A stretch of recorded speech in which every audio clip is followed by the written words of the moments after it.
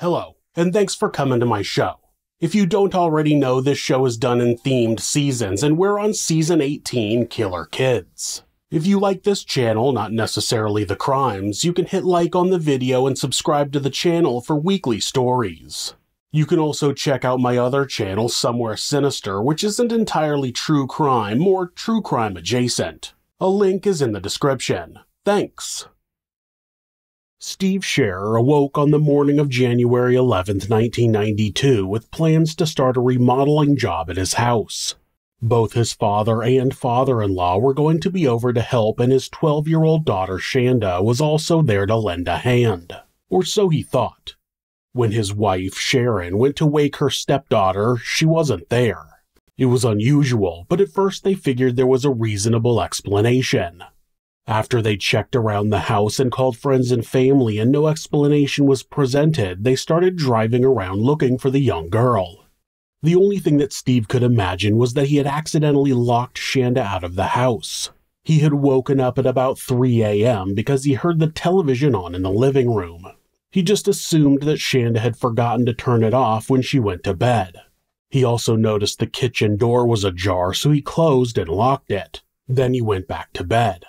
He thought that maybe the TV was on because she had just taken the dog out. Then she was locked out after he closed the door. But why wouldn't she knock on the door or bang on his bedroom window? It was possible she went to a neighbor's house, but it turned out that none of them had seen her. By noon, with no sign of the preteen, she was reported missing, and the police, with the help of the community, banded together to find the missing girl. It wouldn't be long before she was found, but her body would tell the story of an unimaginable horror. This is Monsters.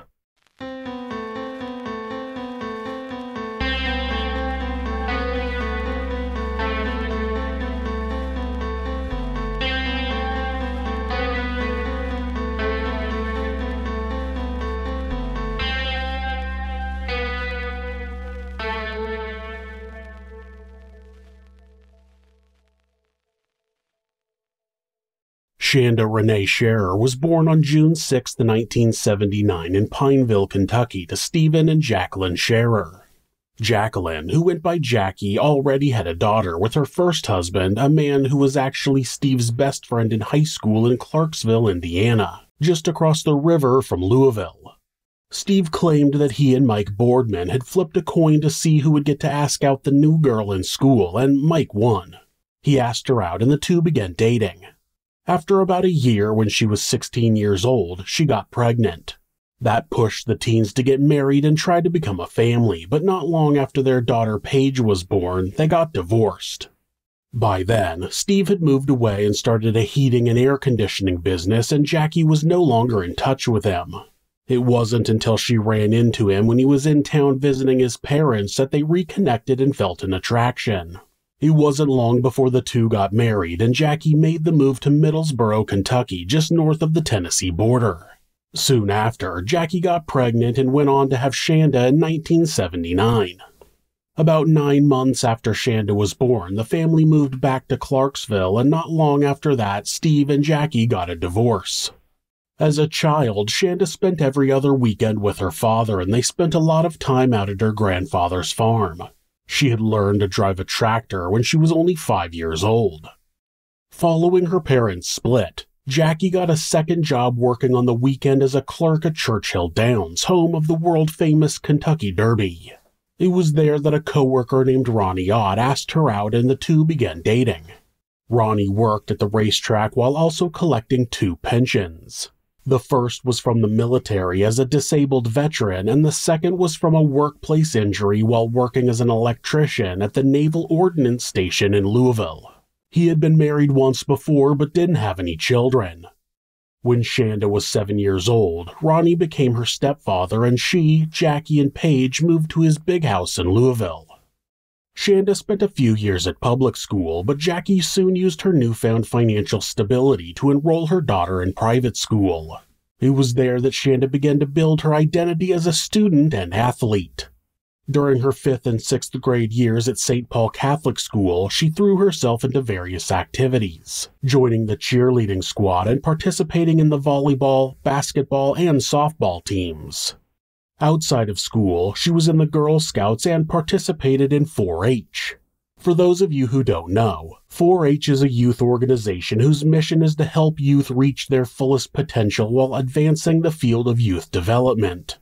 They help encourage youth to build life skills in agriculture, science, engineering, and technology. The 4-H's are head, heart, hands, and health. When she was 10, Shanda won a crossword puzzle contest at a local McDonald's, and the prize was an all-expense-paid trip to Disneyland in California. They were flown to the West Coast and taken by limousine everywhere they went. The win made her a minor celebrity around school, not that she needed help making friends. Shanda was the kind of girl who naturally drew others to her. Her bubbly and outgoing nature made her a hit with her peers, and she was known for being a lot of fun to be around. That magnetic personality served her well in her various extracurricular activities, particularly in cheerleading and team sports. Academically, Shanda was no slouch either. She consistently earned good grades, demonstrating a sharp mind to complement her athletic abilities. When Shanda was 11 years old, her father Steve finally met a woman that he believed he wanted to spend the rest of his life with. Her name was Sharon, and Shanda immediately liked her. She was there when Steve proposed, and soon the youngster would add a stepmother and 2 step-siblings to her family. Unfortunately, though, it wasn't long before she would be down another family member. Ronnie and Paige had been fighting constantly, so as soon as she was 18, she moved out and started living with her boyfriend. Then he began fighting with Jackie, and eventually she told him she wanted a divorce. By then, Paige had broken up with her boyfriend and was living with Jackie's sister Debbie in New Albany, back across the river in Indiana. When a townhouse across the street from their apartment became available, Jackie and Shanda packed up and moved there. That relocation marked the beginning of a new chapter in Shanda's life. The move to New Albany was more than just a change of scenery. It represented an opportunity to strengthen her relationship with her father while maintaining the close bond she shared with her mother.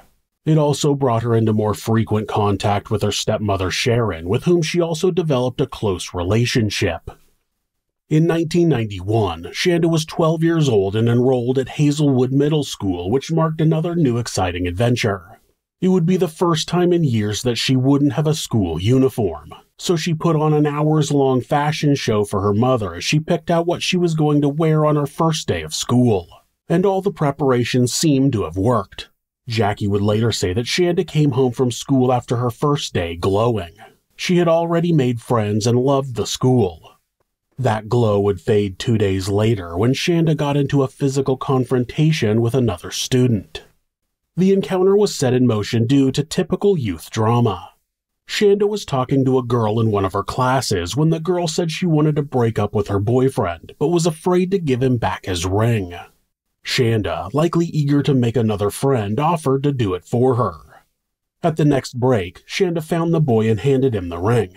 When he questioned her, she told him who it was from, but he was upset that the girl hadn't returned the ring herself. Then a different girl showed up and got in Shanda's face and began threatening her. Her name was Amanda Heverin, and it seemed that the recipient of the breakup was her cousin, who she felt the need to stand up for. Shanda was going to tell her she didn't want any trouble, but she couldn't finish her sentence before Amanda attacked her. Amanda wrestled her to the floor and was quickly on top of her. She punched her in the face a few times before a teacher showed up and broke up the fight. Both girls were taken to the office, and both were given a week of in-school detention. That meant that they would spend the next week in a special classroom together during the school day. Amanda was 14 and she wasn't a stranger to fighting. Despite her small stature, she carried herself with confidence and didn't shy away from confrontation. She had more of a boyish appearance and baggy clothes with a short haircut, and that worked out fine for her in the dating world. Though she didn't get much attention from boys, she didn't mind because she was more interested in girls. At the time of the fight with Shanda, Amanda was dating a girl who attended Hazelwood named Melinda Loveless. Melinda Loveless was born on October 28, 1975 in New Albany, Indiana, to Larry and Marjorie Loveless. She was the last of 3 daughters born to the couple who had not had a stable relationship. The couple had married young in the mid-60s, and Margie noticed immediately that Larry was obsessed with sex. He eventually got drafted to the Army and served in the Vietnam War. Margie was pregnant when he left and had their first daughter Michelle while he was fighting in Southeast Asia. When Larry returned from the war, he had developed a violent streak and became extremely jealous. He once beat a neighbor with a broomstick for talking to his wife. His violence also extended to Margie and even Michelle. Anytime Margie questioned him, he would grab her and slam her against the wall. He would hit Michelle anytime she would cry, despite her being an infant. Margie wasn't happy, but when she found out she was pregnant again, she didn't think she could leave. Soon, their second daughter Melissa was born, and Margie began planning an escape from Larry. She had gotten married when she was only 16, so she never finished high school. Her plan was to get her diploma and then go to nursing school with the help of her parents. It was going to take a few years to become financially independent, so Margie did her best to keep the peace at home in the meantime. Unfortunately, Larry wasn't making that easy. The first few times Margie threatened to leave, Larry apologized and begged her to stay. Eventually, he pulled out a gun and told her that she had to stay. The couple eventually settled on an open relationship that seemed to relax Larry for the time being. Margie had gotten her high school diploma and had completed nursing school, becoming a licensed practical nurse in 1974. Larry protested her getting a job, but she still did. Soon she was working at the Floyd Memorial Hospital in New Albany. Her plan was nearing the end as she saved up money, but there was a snag when she learned that she was pregnant again. It was an even bigger surprise since she had been on birth control at the time. When Melinda was born, Larry was hanging out with other women. He eventually came to the hospital to visit, and it was immediately clear that he was drunk. He began taking frequent days off from work in order to party, leaving Margie to pay the bills. She would often work double shifts, and Michelle, though only 8 at the time, became a mother figure to the other girls. Then Larry started telling Michelle that Melinda was their child. He was convincing her that she and her father had had a baby together. Michelle would later say that she knew that she had never been pregnant or had a baby. She remembered her mother having Melinda, but still she started believing that the baby was hers. Of course, if you tell a child something is true enough times, they will quite often begin to believe it because, well, they're children. Though Larry was telling Michelle that Melinda was their baby, he was telling Margie that he didn't believe he was the father. In order to make sure the paternity was clear, Margie had a blood test done, and it turned out Larry was absolutely the baby's father. Of course, Larry's lack of dedication at work meant he was bringing in less money, and that usually went to booze and toys. While Margie supported the family, she wasn't able to save money, and in 1979, the Lovelesses filed for bankruptcy. Larry wasn't working at all by then, and Margie wasn't able to afford to pay the bills and feed the family. Then she got sick and was diagnosed with encephalitis, which is an inflammation of the active tissues of the brain caused by an infection or an autoimmune response. The doctors said they thought she might have gotten it from a mosquito bite. She started having seizures and ended up in the hospital for a prolonged period of time. When she was released, she was put on medications that made her unable to function. That went on for another 6 months before finally starting to get better. While Margie was sick, Larry took care of the kids in the house and eventually decided that he needed to turn his life around. He claimed that he had a vision that God was with him and that he was going to work out all of the problems they had in their marriage. He quit drinking and quit sleeping around with other women. They started attending Graceland Baptist Church, and he testified about his problems and how he had quit his vices cold turkey and wanted to be a faithful husband. The church was so impressed that they gave the family a house to live in temporarily as their house was being foreclosed on. Parishioners helped them with money for their bills and food. Larry began holding some of the services and went out with the congregation to spread the word. Larry might have been a little too exuberant about his new faith, as one day, in front of the congregation, he threw his glasses on the floor, stomped on them, and said his eyesight had been restored. A few days later, he had to buy a new pair of glasses because he was having trouble seeing while driving. People with addictive personalities generally don't just stop partaking in a vice. They tend to replace it with something else, and that's what Larry did here. He didn't just clean up his act and start going to church. He became obsessed with church to the point that he took it to the extreme. He started associating with a small group from the church who believed in possessions and exorcisms. Larry began performing exorcisms and claimed he had the power to raise the dead. He became so fanatical that he cut off anyone who wasn't involved in the religion, including his parents. He started forcing Margie to only wear long dresses, and then he asked her to wear a veil in order to show her devotion to him. She wasn't allowed to wear makeup and had to attend church every day. Larry threw out anything from the house that he thought was evil. Many of the kids' toys and stuffed animals were victims of the purge. Obviously, any books and music that weren't made to praise the Lord were quickly burned in order to purify the house. The Lovelesses' lives became all about the church. The children were enrolled in school there, and Margie got a job as the school nurse. Their entire income came from the church as Larry was working as an assistant pastor. The group that Larry was in started having more and more influence over the entire church, and Graceland became very focused on demonic possession. Other parishioners said anytime someone questioned them, it meant they were possessed and needed an exorcism. Inside the Loveless home, the children were exorcised for any minor indiscretion. Most of the family accepted the situation, but Michelle had been old enough to go against the grain. She never accepted the religion and would be much more defiant of all the new rules. That caused her to be exorcised many times over her youth. Eventually, Larry became a counselor at the church and was giving marital advice to women who were having relationship issues. It didn't take long for the women to start complaining that Larry made them uncomfortable. He would always sit much closer to them than he should have, and he was rather touchy-feely. One day, while he was counseling a recent divorcee in her home, he told her that it had been too long since she had been with a man and claimed he would fix that. When he started to unbutton her blouse, she tried to stop him, but he refused.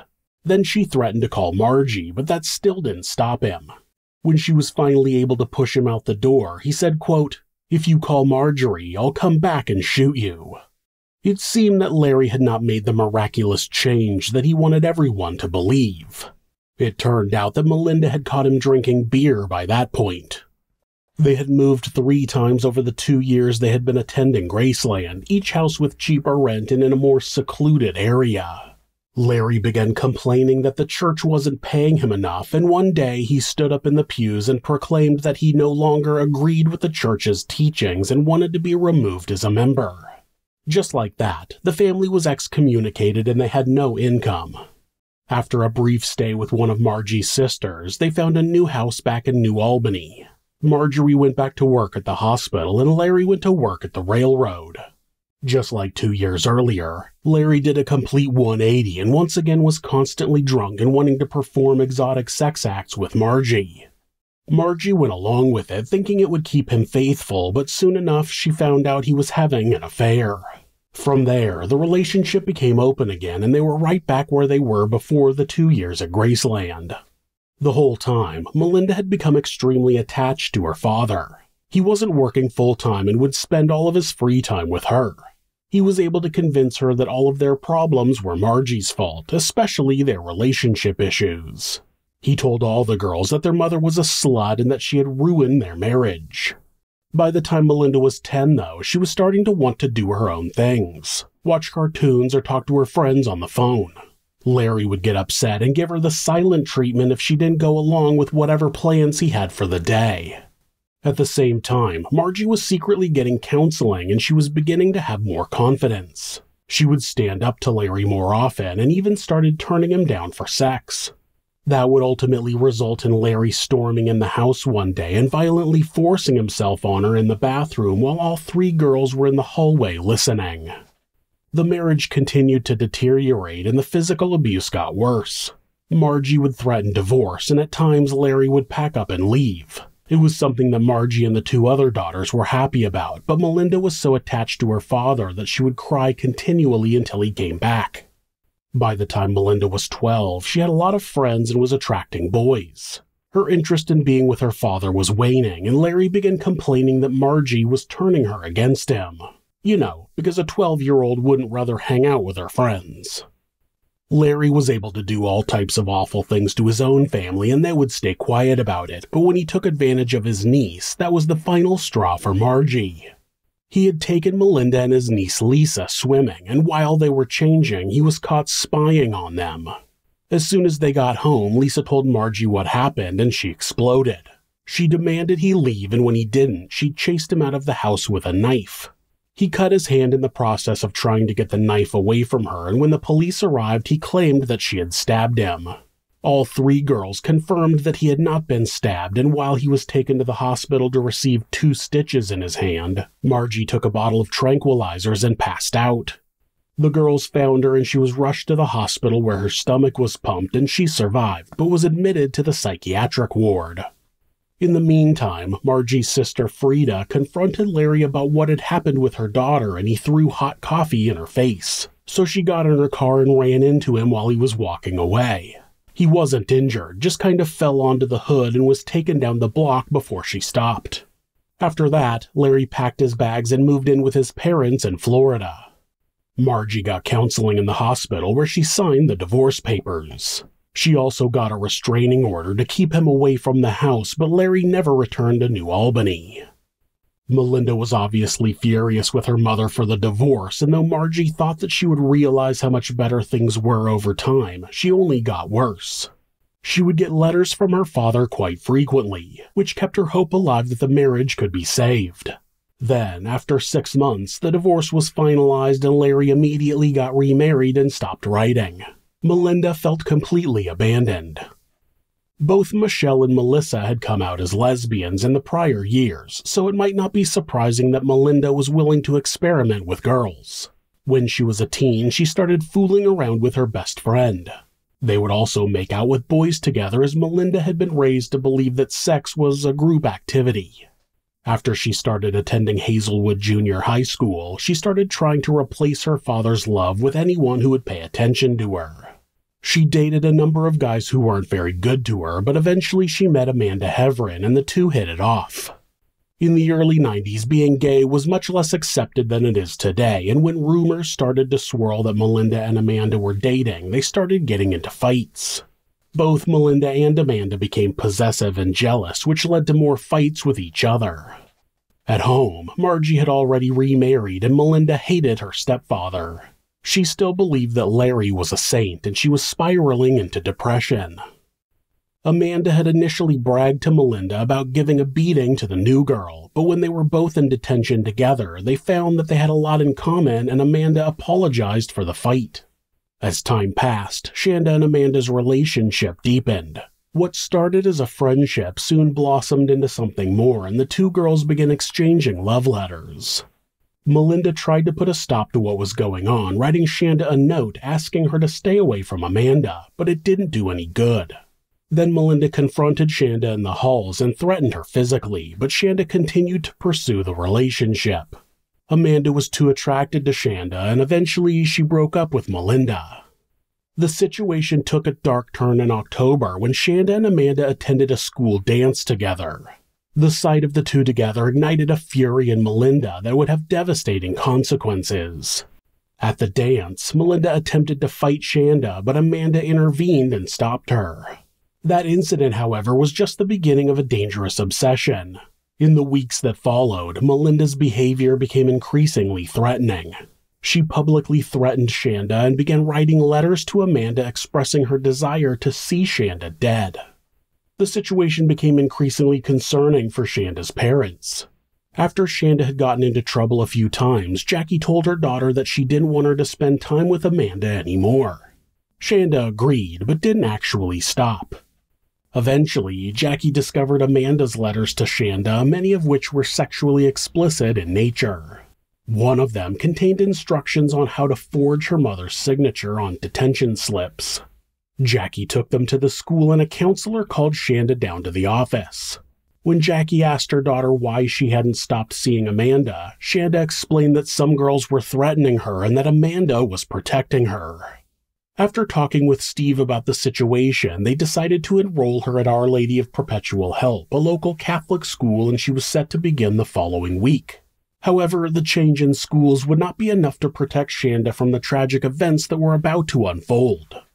Melinda was initially ecstatic about Shanda being transferred. She believed that her relationship with Amanda would go right back to how it was, and she began writing notes to her at school, but the response wasn't what she had hoped for. Amanda was still communicating with Shanda whenever she could, and in a move that enraged Melinda, she wrote Shanda's name on her school notebook.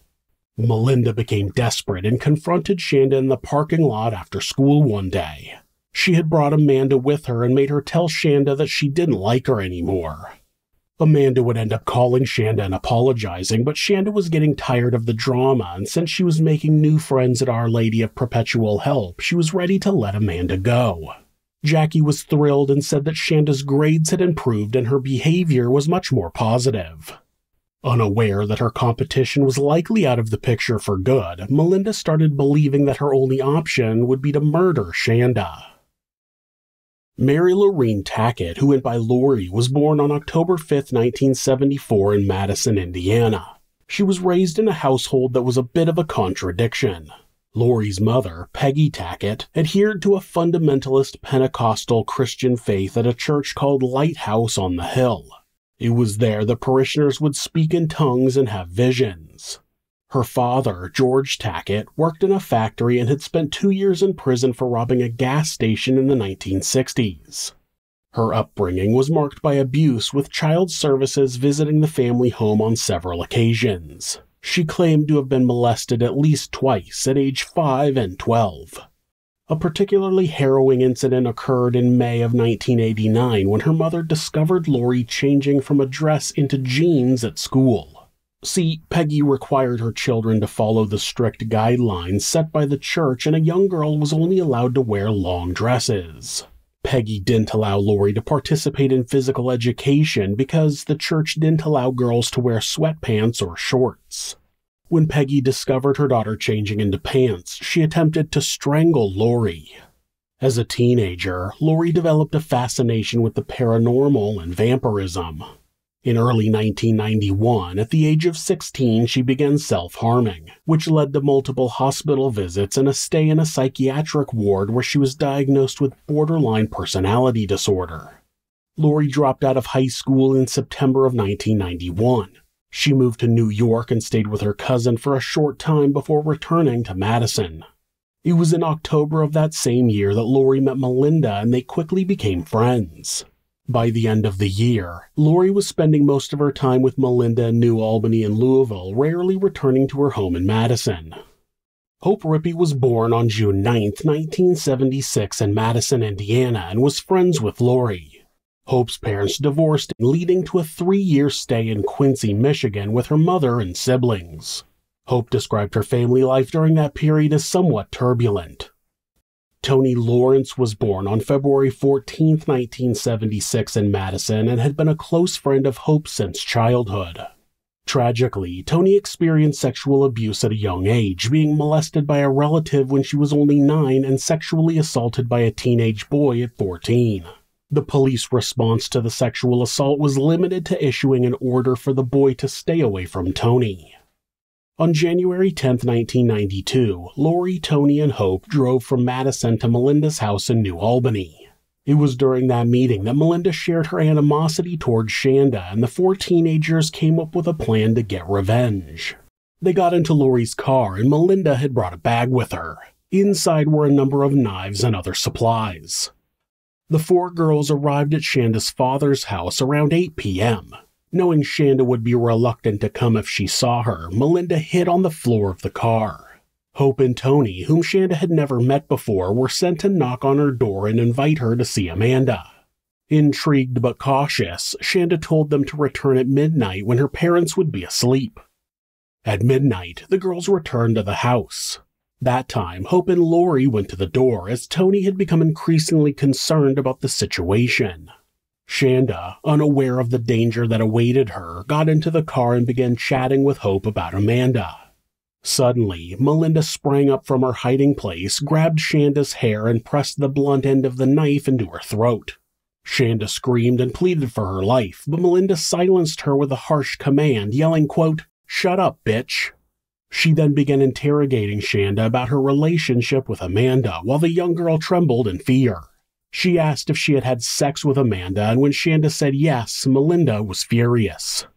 The group's next destination was the Witch's Castle, an abandoned stone house overlooking the Ohio River. That eerie location would serve as the backdrop for the beginning of Shanda's ordeal. Upon arrival, Melinda and Laurie tied Shanda up.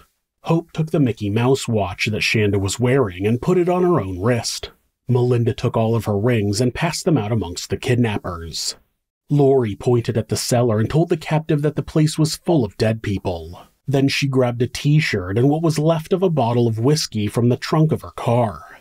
She poured the booze on the shirt and lit it on fire with a cigarette lighter, taunting Shanda that she would be the one burning soon. Shanda, now utterly terrified, begged to go home, but her pleas fell on deaf ears. After the shirt went up in flames, Laurie was afraid that someone on the road would be able to see them, and the group put Shanda in the car and they made the hour-long drive to Madison. They passed Laurie's house and then turned onto a dirt road, stopping near some woods. They pulled Shanda out of the car and forced her to strip down to her underwear. Melinda punched Shanda in the stomach and the girl fell to the ground. Then Melinda slammed the young girl's face into her knee. The impact was so severe that Shanda's mouth was cut on her own braces. The violence escalated quickly. Melinda attempted to slash Shanda's throat, but the knife was too dull to be effective. She even tried to use her foot to make the knife blade go in, but it was just too dull. Laurie pulled out a rope, and while Melinda was sitting on their victim's legs, she started strangling Shanda. Both Toni and Hope remained in the car. Hope seemed indifferent in the events that were unfolding, but Toni had decided that she didn't want to be involved in the attack. Still, she did nothing to stop it. Laurie and Melinda loaded the unconscious girl into the trunk of the car and they drove out of the woods. On their way, they hit a bump and something ripped the muffler off of the car. With the engine rumbling, they made the short drive to Laurie's house. They sat in her room for a while until they heard the faint sound of Shanda yelling from the truck. Laurie got up, grabbed a paring knife from the kitchen, went outside and repeatedly stabbed Shanda until she stopped making noise. Then she returned to her room with fresh blood on her. After washing herself, Laurie suggested they leave and dump the body somewhere. Not only that, they should set her on fire. Toni and Hope stayed at the Tackett house while Melinda and Laurie embarked on what they called country cruising, driving around the country roads waiting for Shanda to die in the trunk of the car. They stopped near a creek for a minute, contemplating tossing Shanda in, but decided that burning her would be better. Before they started driving again, they decided to check on their victim. When they opened the trunk, they found Shanda sitting up, covered in blood, with her eyes rolled back, unable to speak. In a shocking display of cruelty, Laurie beat Shanda with a tire iron, claiming she felt Shanda's head caving in. They continued driving around, stopping from time to time to beat Shanda with the tire iron, but by dawn they hadn't found a place to dump her, so they returned to Laurie's house. Laurie got the other girls and all four of them left again, stopping at a gas station. Laurie bought a 2-liter bottle of Pepsi, emptied it, and refilled it with gasoline. From there, the group drove north of Madison past Jefferson Proving Ground to Lemon Road off U.S. Route 421, a location familiar to Hope. Upon arrival, Laurie and Hope took charge of the situation. They wrapped Shanda, who was still alive and could only whimper "Mommy" at that point, in a blanket and carried her to a field by the gravel country road. Hope poured the gasoline on Shanda and then they set her on fire. The horror didn't end there. Melinda, not convinced Shanda was dead, insisted they return a few minutes later. They poured the remaining gasoline on Shanda's writhing body, watching her agony until they were certain she had died. After committing that heinous act, the girl's behavior took an even more disturbing turn. Instead of showing remorse or seeking help, they casually went to a McDonald's for breakfast. In a shocking display of callousness, they laughed about Shanda's badly burned body, comparing it to the sausages they were eating. At just before 11 a.m. the same day, brothers Don and Ralph Foley were driving towards Jefferson Proving Ground to go hunting when they made a grisly discovery. They noticed what they initially thought was a mannequin on the side of the road. Of course, it's never a mannequin, and upon closer inspection, they realized it was the burned body of a child and immediately called the police. Jefferson County Sheriff Buck Shipley and detectives began an investigation, collecting forensic evidence at the scene. They determined that the person must have been wrapped in a blanket or housecoat and set on fire while alive. But why? Their initial suspicion was that she was abducted and sexually assaulted, and this was the perpetrator's method of covering his tracks. Unfortunately, what they would end up finding out would be much worse. The group's attempts to keep their actions secret didn't last long. The same day, Melinda told Amanda and another friend the whole story, making them promise to keep quiet. However, the weight of their actions proved too much for some of the other girls to bear. At 8:20 p.m., both Toni and Hope went to the Jefferson County Sheriff's Office with their parents. They gave rambling statements identifying the victim as Shanda and describing the main events of the previous night. That led to an inter-county investigation, which finally matched the body to Shanda's missing person report. Other teens who had been told about the ordeal also went to the sheriff's department and reported the crime. Authorities got the full story and the names of everyone involved very quickly, and they promptly arrested Toni and Hope. It wasn't long before police were at Melinda's house with an arrest warrant for both her and Laurie. Both girls were upstairs asleep at the time. All 4 girls involved in the crime were charged as adults, facing the possibility of severe penalties, including the death penalty. As the legal proceedings unfolded, the prosecution and defense engaged in intense negotiations. To avoid the looming threat of capital punishment, the girls opted for plea bargains. Toni Lawrence was the first to accept a plea bargain in April of 1992. In exchange for her testimony, the state agreed to drop all charges except for a guilty plea to criminal confinement. Not long after, Melinda Loveless and Laurie Tackett pleaded guilty to murder, torture, arson, and criminal confinement. In return, the state withdrew the death penalty specification and dropped all other charges. Hope Rippey pleaded guilty to murder and criminal confinement. On January 4, 1993, the judge sentenced Melinda and Laurie to 60 years in prison, the maximum allowed under the plea agreements. The judge cited the gruesome nature of the crime and the victim's young age as factors in his decision. As Melinda wept uncontrollably, the judge offered a somber reminder, saying, quote, "You still have time to turn your life around and do something good and useful with your life after prison. Shanda Sharer does not. I hope you take advantage of this opportunity." 2 weeks later, Toni received a 20-year sentence, the maximum allowed by law under her plea agreement. Hope, who had initially refused a plea bargain, was ultimately sentenced to 60 years with 10 years suspended for mitigating circumstances. The legal journey didn't end with the sentencing. In 1994, Melinda and Laurie appealed their sentences, citing their difficult childhoods. However, the Indiana Supreme Court upheld the original sentences. Toni was released on parole in December of 2000 after serving 9 years of her 20-year sentence. Hope was paroled in April of 2006 after serving 14 years. Laurie's parole was granted on January 11, 2018, on the 26th anniversary of Shanda's death.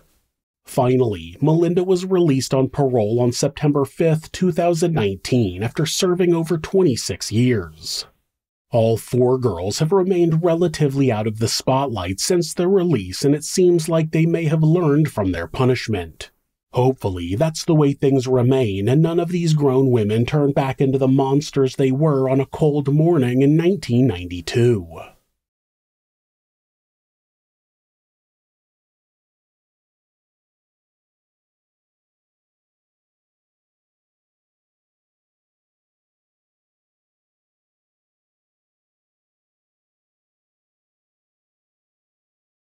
If you're a fan of true crime, hit subscribe and turn on notifications so you don't miss an episode. You can also hit like or leave us a comment. You can check out our other show, Somewhere Sinister, on YouTube or anywhere that you listen to podcasts. If you'd like to support the show, check out our merchandise at thisismonsters.com. The link is in the description. Thanks again, and be safe.